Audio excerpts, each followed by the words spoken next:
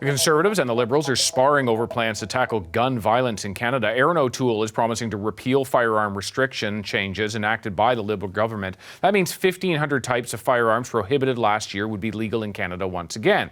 Instead, the Conservative leader promises to target gun smuggling and gang members with handguns. We wanted to talk to Bill Blair, who is the Minister of Public Safety, also an Ontario Liberal candidate, joins us now from Toronto.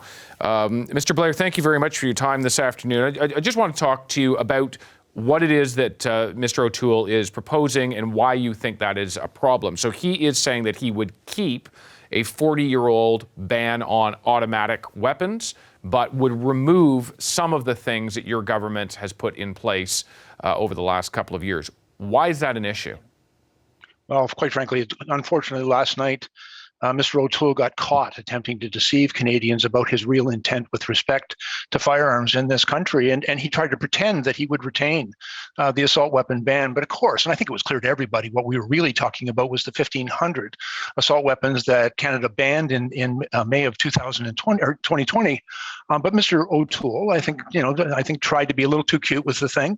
But the reality is he's made some very significant and compelling promises to the gun lobby that he'll repeal that ban and make available yet again weapons that, quite frankly, were never designed for hunting or sport purposes, which is the only legal use of firearms in this country, but were designed instead to kill people.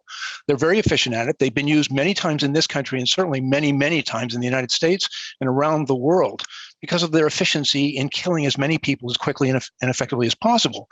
And so we banned those weapons. And we've had very strong support from, for example, the chiefs of police and right across Canada and in Ontario here, who come out very strongly in support of the prohibition of those weapons that we banned. Okay, let me jump in on you here just for a second, Mr. Blair, only because we've got a lot of ground to cover. And it's a good opportunity, as you mentioned, the chiefs of police. You yourself were a former chief of police in Toronto, and so you know as well as the rest of us that if you want to tackle gun violence, you're talking largely about handguns. It's not like gangs are mostly running around with long rifles, but handguns is an area that your government has actually struggled, frankly. Bill C-21, an attempt to really ban handguns, was panned as useless by many gun control groups. Why should people trust your party now, given the lack of success you had around handguns?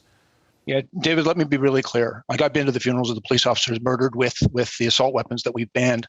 We had 14 women killed at École Polytechnique, a student and 19 other students that were shot at Dawson College, 6 Muslim worshippers in Quebec, and over 20 people that were killed in Portapique, Nova Scotia, just last year in a tragic incident involving those assault weapons that we've banned. But we've also brought forward very strong measures to deal with handguns with respect to their importation at the border. New measures with stronger penalties, more resources for the police.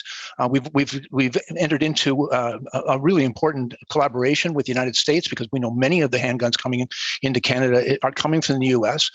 We've actually supported gun and gang investigations by the police and in our communities. We've restored resources and staffing that was cut by a previous Conservative government, literally thousands of positions in the RCMP and CBSA. We've put those resources back. We gave money to the municipalities and the provinces to fund gun and gang investigations. And we've given money to communities to deal with some of the causes of that violence in our communities. And in every single case, without exception, Mr. O'Toole and the Conservatives have voted against those measures. Okay, so they talk tough on guns, but they're working for the gun lobby, quite frankly. We're working for the victims of gun violence, for the safety of our communities and our kids, and we're working with law enforcement who support the measures that we've brought forward. Okay, so if you're doing what you're saying you're doing, let me ask you about the carrot and stick approach. The Liberal platform has $1 billion set aside to provide to provinces and territories and enact a handgun ban in their jurisdictions. Why go for the carrot instead of the stick of a national ban on handguns?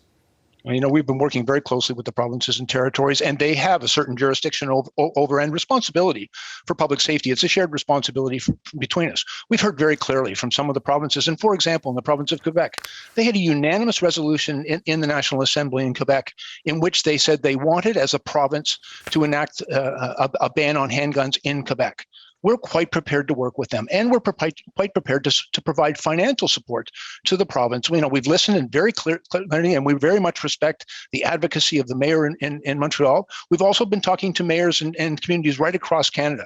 We know not every provincial government is quite prepared, or perhaps never will be prepared. Yeah. So who is? Which province is?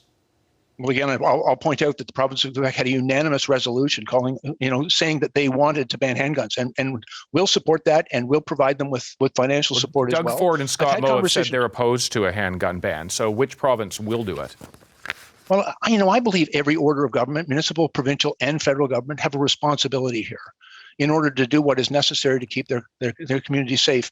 We've brought in a very strict regime to control handguns. We brought in through Bill C-71, lifetime background checks, far better regulation of the sale of firearms, better information available to law enforcement so that they can trace the origin of these guns, hold people accountable who buy them legally and sell them illegally. We brought in new restrictions with respect to how guns can be stored, because we know many of them are being stolen from retailers and gun owners and ending up on our streets and being used to kill innocent people. And we, of course, know that guns are being smuggled in from the border. I was a police chief in Toronto when we were doing a lot of investigations into gun importation across our border. And in 2013, a previous Conservative government cut literally thousands of positions from the border service officers and the RCMP. They were saving money, but they took away all the resources that we partnered with.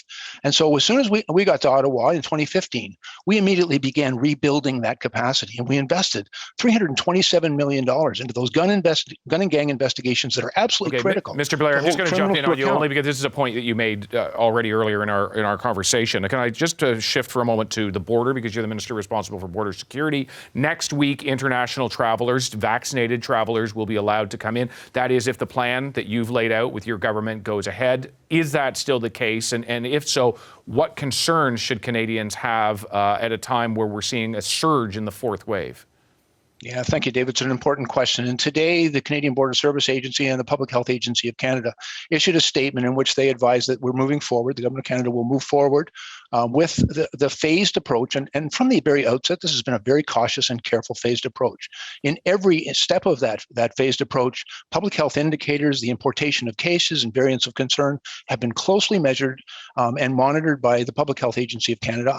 We believe that we've achieved a high level of success in that we've been monitoring very carefully and testing the case importation of cases at our borders by the Public Health Agency in Canada, and in fact that it has been infinitesimal, and it's a direct result of the very strict measures we put in place. But I want to be clear, we're talking about only fully vaccinated travelers. As in July, we began to allow fully vaccinated Canadians to cross that border without requirements of quarantine, but they are still required to submit a molecular test taken within 72 hours, a negative test. They're also required to provide us with all their medical information on the vaccines that they've got. Mm-hmm. It's only the vaccines that have been approved by Canada. They're also subject to random but mandatory testing at the border. And when there is, even if they're symptomatic, they're not being allowed to come in without quarantine. So we've maintained very rigorous and strict controls. And David, it's been working. It's worked. The Public Health Agency and CBSA have done a really great job in the border. We had some challenges with capacity, but they've been working through it. And we believe now that effective on September the 7th at 12:01 a.m., we can move now to a very careful opening for fully vaccinated foreign travelers who will be subject to all of those very rigorous measures that I've already indicated. Yep. And we're still discouraging non-discretionary travel. And for those who are not fully vaccinated, for those who do not meet our criteria, they're not going to be allowed into this country at this time. We'll continue to monitor it. And in our testing, Minister, I'm sorry, I'm going to have to cut you out. We just run out of time here, but I take your point. The border is reopening to fully vaccinated travelers, and that's going to go ahead as of September 7th, as you say. I'm right in understanding that? Yes, you are, David. And when we see evidence, as we did recently from cases coming from Morocco, we immediately put in a NOTAM, an order banning flights directly from that country. Yep. We'll take all the steps that are necessary and appropriate to protect Canadians. Minister Blair, thank you very much. Thanks, David. Hi, I'm Vashi Capellos, host of Power in Politics. See more of our show by subscribing to the CBC News channel or click the link for another video.